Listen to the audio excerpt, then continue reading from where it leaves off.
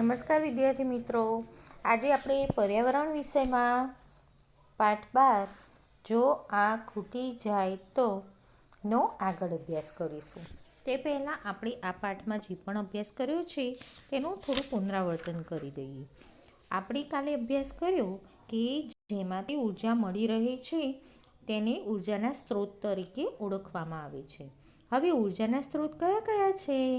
તો લાકડું, કોલસો, ખનિજ તેલ, કુદરતી વાયુ, પવન, વહેતું પાણી, સમુદ્રના મોજા, આ બધા જ જે છે તે ઉર્જાના સ્ત્રોત તરીકે ઓળખવામાં આવે છે. હવે આપણને એમ થાય કે આપણી આજુબાજુ જુદા જુદા જે વાહનો છે તે ચલાવવા માટે ઉર્જાના કયા કયા સ્ત્રોતનો ઉપયોગ થાય છે? તો જુદા જુદા વાહનો ચલાવવા માટે પેટ્રોલ, ડીઝલ, કુદરતી ગેસ, કોલસો વગેરે જેવા ઉર્જાના સ્ત્રોતનો ઉપયોગ કરવામાં આવે છે. સાથે સાથે આજનો જે આધુનિક યુગ છે તેમાં માનવ વસ્તી એટલે માનવોની વસ્તી વધવાના કારણે વાહન વ્યવહાર પણ એટલો જ વધ્યો છે. તો લોકો સ્કૂટર, મોટરસાયકલ અને કારનો ઉપયોગ પણ વિશેષ પ્રમાણમાં કરતા થયા છે. હવે આપણે આ પાઠનો આગળ અભ્યાસ કરીશું.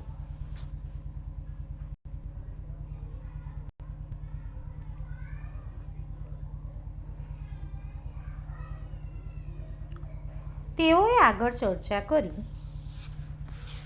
દિવ્યા, શું પેટ્રોલ ખૂટી જવા આવ્યું છે?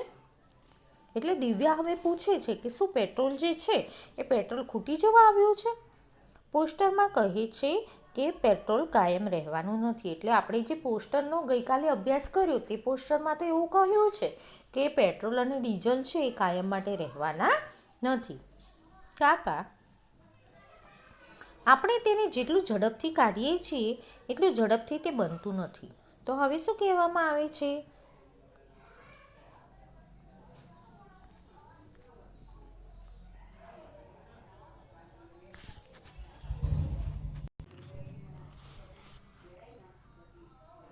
કાકા હવે એવું કહે છે કે આપણે તેને જેટલું ઝડપથી કાઢીએ છીએ તેટલું ઝડપથી તે બનતું નથી.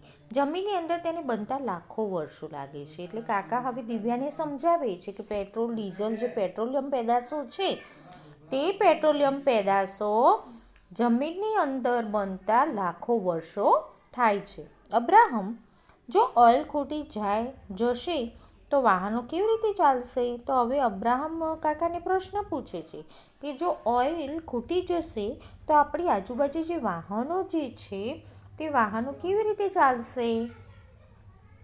મંજુ, સીએનજીથી. મેં ટીવી ઉપર જોયું હતું કે જે વાહનો સીએનજીથી ચાલે છે તે ઓછો ધુમાડો કરે છે. એટલે હવે મંજુ કહે છે કે હવે જે બધા વાહનો જે છે તે સીએનજીથી ચાલે છે કે જેના કારણે ધુમાડો પણ ઓછા પ્રમાણમાં થાય છે. કાકા હસે છે.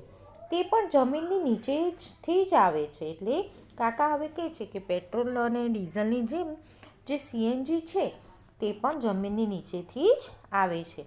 તે પણ મર્યાદિત જ છે. એટલે તે પણ ઓછી માપની માત્રામાં જ છે.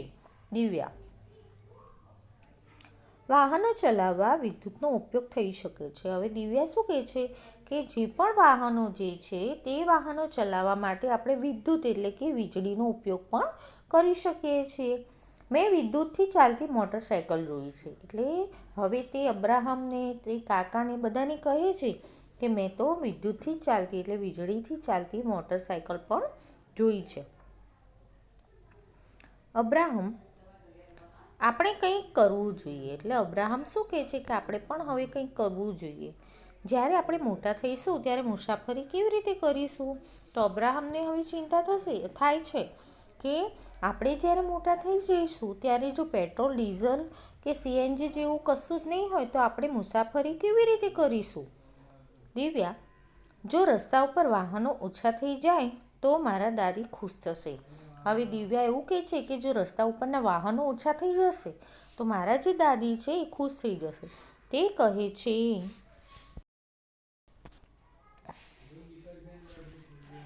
કહે છે જો વાહનો કીડીઓની જેમ લાઇનમાં ઊભા છે તમે મોટા થશો ત્યારે શું કરશો? એટલે દિવ્યાના દાદી એવું કહે છે કે જો વાહનો કીડીઓની જેમ લાઈનમાં ઊભા છે. એટલે તે બતાવે છે કે વાહનો જે છે એ કીડીઓની જેમ ખૂબ જ વધારે માત્રામાં અને લાઈનમાં ઊભા છે. હવે તમે જ્યારે મોટા થશો ત્યારે કેટલા બધા વાહનો હશે? મંજુ, જો આ કારમાં ફક્ત એક કે બે લોકો જ બેઠા છે. હવે મંજુ બતાવે છે કે જો આ કાર જે જાય છે એ કારમાં ફક્ત એક કે બે લોકો જ બેઠા છે. આ બધા બસનો ઉપયોગ કેમ નથી કરતા? તો જે વાહનમાં લોકો ફક્ત એક કે બે જણ જ બેસે છે તો તેવા લોકો બસમાં બેસીને મુસાફરી કેમ નથી કરતા? અબ્રાહમ, તેનાથી પેટ્રોલ પણ બચશે. હવે અબ્રાહમ શું કહે છે કે જો એવું કરવામાં આવે કે બધા માણસો બસમાં મુસાફરી કરે તો તેનાથી શું થશે કે પેટ્રોલની બચત થશે. એક બસ ઘણા લોકોને લઈ જઈ શકે છે. એટલે એક જે બસ હોય છે તે ઘણા બધા લોકોને એક જગ્યાએથી બીજી જગ્યાએ લઈ જઈ શકે છે. મંજુ, જ્યારે હું મોટી થઈશ ત્યારે સૂર્યપ્રકાશથી ચાલતી કાર શોધીશ. હવે મંજુ શું કહે છે કે જ્યારે હું મોટી થઈ જઈશ ત્યારે હું સૂર્યપ્રકાશથી ચાલતી કારની શોધ કરીશ. પછી આપણે તે ખૂટી જશે તેવી ચિંતા કરવાની રહેશે નહીં. એટલે કે સૂર્યપ્રકાશથી ચાલતી કારની શોધ કરીશ તો પછી સૂર્યનો પ્રકાશ એટલે સૂર્યની જે ઉર્જા છે તે કોઈ દિવસ ખૂટવાની છે નહીં. એટલે આપણે પણ ચિંતા કરવાની જરૂર નથી. આપણે તેનો જેટલો ઉપયોગ કરવો હોય તેટલો જ કરીશું. તો આપણે પણ તેનો જેટલો પણ ઉપયોગ કરવો હોય તેટલો વિપુલ માત્રામાં તેનો ઉપયોગ કરીશું.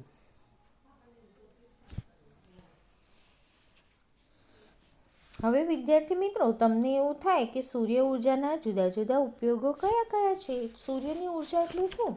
તો સૂર્યની ઉર્જા એટલે સૂર્ય દ્વારા આપણને જે ઉર્જા મળે છે, સૂર્ય દ્વારા આપણે કઈ રીતે સૂર્યની ઉર્જાનો ઉપયોગ કરી શકીએ છીએ તે સૂર્ય ઉર્જા તરીકે ઓળખવામાં આવે છે. હવે આપણને એવું થાય કે સૂર્યની ઉર્જાથી કઈ કઈ વસ્તુઓ ચાલે છે? તો સૂર્યની ઉર્જા એટલે સૂર્યની ગરમીથી સૂર્ય કુકરમાં રસોઈ બનાવી શકાય છે. સાથે સાથે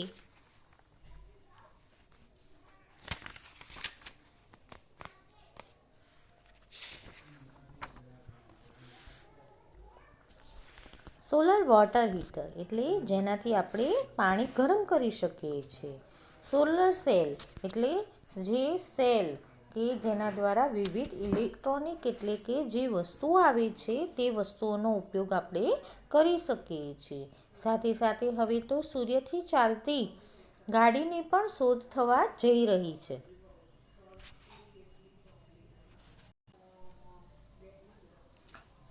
પૃથ્વીમાંનો ખજાનો.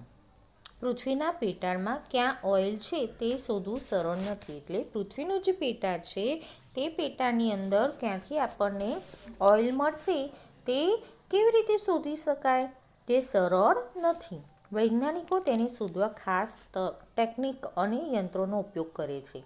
એટલે વૈજ્ઞાનિકો છે તે પૃથ્વીના પેટાળમાં રહેલા ઓઇલને શોધવા માટે ખાસ પ્રકારની ટેકનિક અને મોટા મોટા યંત્રોનો ઉપયોગ કરે છે.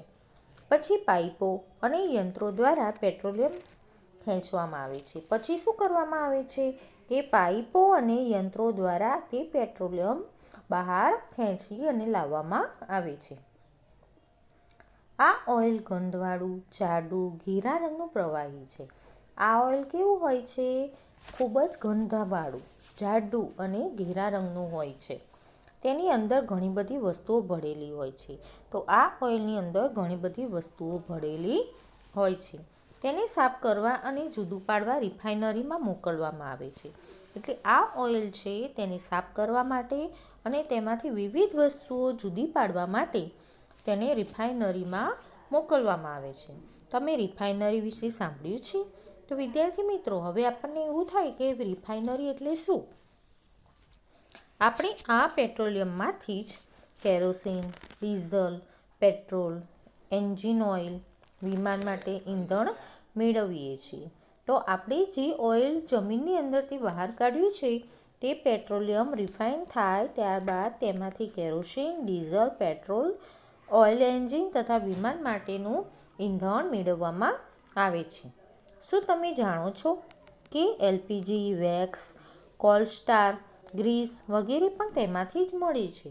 એટલે આપણે જે ગેસનો ઉપયોગ કરીએ છીએ તે ગેસ, ગ્રીસ, કોલસ્ટાર, વેક્સ વગેરે પણ આપણને તે ઓઇલમાંથી જ મળે છે. તે બીજી વસ્તુઓ જેવી કે પ્લાસ્ટિક અને પેન્ટ્સ બનાવવા પણ ઉપયોગી છે.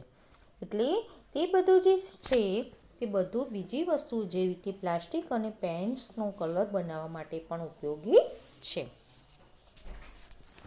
મેં ઈંધણ બચાવવા માટે વિચારવાનું ચાલુ કરી દીધું. એટલે મેં હવે શું કર્યું કે ઈંધણની બચત કેવી રીતે કરવી તે માટે વિચારવાનું ચાલુ કરી દીધું. મને યાદ છે કે ક્યારેક પિતાજી જ્યારે બીજું કંઈ કામ કરે ત્યારે ટ્રેક્ટરનું એન્જિન ચાલુ રાખે છે. તે સમયે ખેતરમાં પંપ પણ ચાલુ રહે છે. એટલે મને ખ્યાલ છે ત્યાં સુધી મારા પપ્પા બીજું કંઈ કામ કરતા હોય ત્યારે ટ્રેક્ટરનું એન્જિન ચાલુ રાખે અને તે સમયે ખેતરમાં પણ પંપ ચાલુ રહે. કેટલું બધું નુકસાન થાય. જ્યારે હું ઘરે જઈશ ત્યારે પિતાજી સાથે ચોક્કસ વાત કરીશ. એટલે હવે જ્યારે હું મારા પપ્પા જોડે જઈશ ત્યારે હું મારા પપ્પાને સમજાવીશ કે ટ્રેક્ટરનું એન્જિન જો ન કામ હોય ત્યારે ચાલુ રાખવું જોઈએ નહીં. લખો, બધા વાહનો શાનાથી ચાલે છે?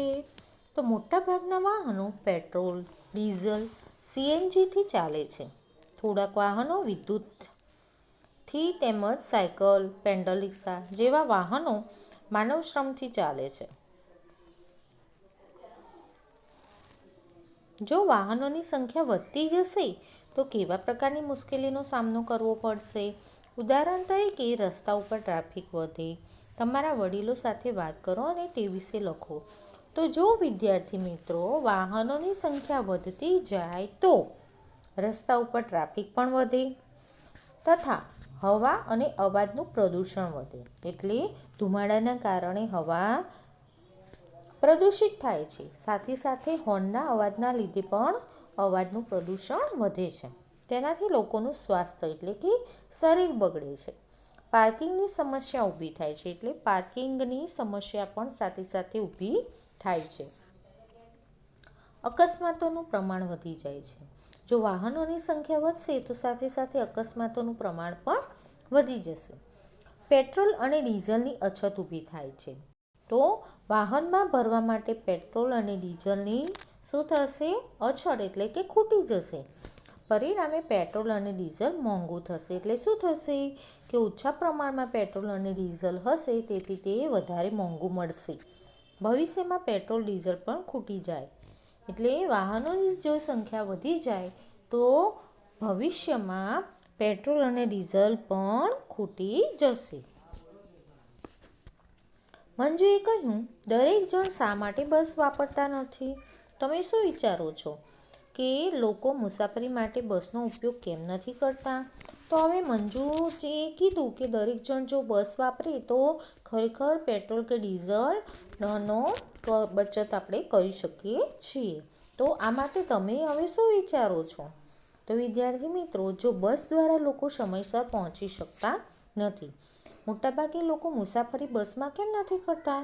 તો બસ દ્વારા લોકો સમયસર પોતાના કામ ધંધા કે નોકરીના સ્થળે પહોંચી શકતા નથી. લોકોને બસમાં બેસવા તથા બસમાંથી ઉતર્યા પછી તેમના જવાના સ્થળે પહોંચવા ચાલવું પડે છે. આમ કરવામાં ઘણો બધો સમય પણ લાગે છે. બસની રાહ જોઈને ઊભું રહેવું પડે.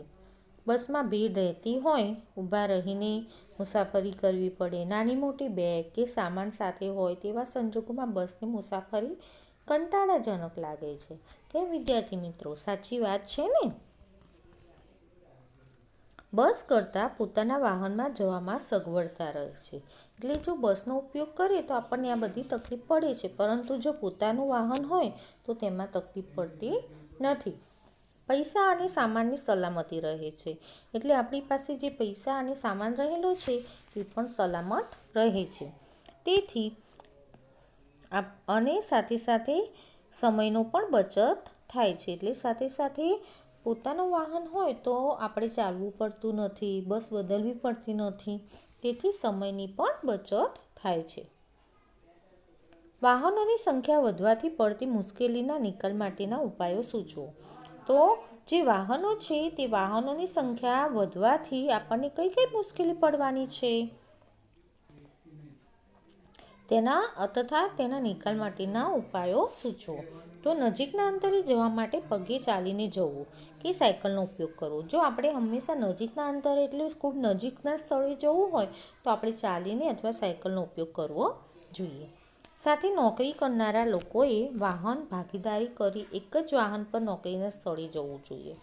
એટલે જો એક જ નોકરી ઉપર સાથે કરનારા લોકો હોય તો તેઓ એક જ વાહન પર